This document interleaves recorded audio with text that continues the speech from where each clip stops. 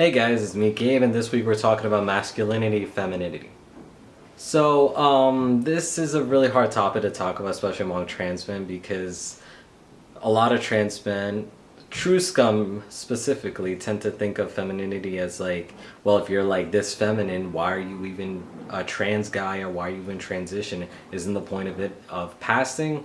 So I guess this ties into passing very well, because a lot of trans would be like, you're not trans enough if you're not trying to be the most hyper masculine guy ever. You're not going to the gym, you're not watching sports, you're not eating beef jerky, you're not just being or at that kind of thing. So a lot of people tend to think of it like trans men as like the most hyper masculine ideal. Let's think of this as like Aiden Dowling.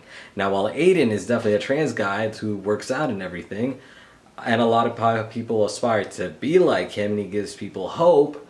Let's just face it, a lot of people don't want to be like him. Not a lot of people are into fitness. Some people just want to wear flower crowns or do things that are not considered the masculine ideal. And you know what?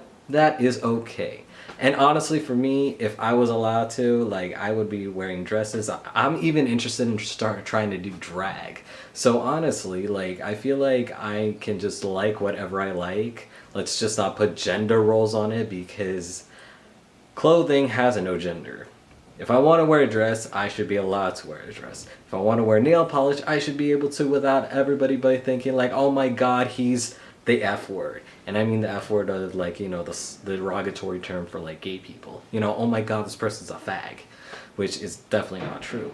So a lot of this ties into like toxic masculinity, where guys are like saying, like, you know, like when you have transition troubles, a lot of people like, stop being a girl, just man up. Which is like, that's not really helping the person, and also you're just reinforcing the idea that trans men should be the most masculine people they should be, without, and not really in regards to them feeling at home in their body, which is basically being themselves, just having a different outer appearance for everyone else. So those are my thoughts on masculinity and femininity. And a lot of people also tend to like think of this as like the gender binary. There's like no middle point. There's always like, you're either this masculine or you're this feminine. There's no in between or anything like that. Remember that sexuality and gender is a spectrum. There's all kinds of labels down here, which I am not very familiar with, or even will pretend to think that I know everything, but I don't.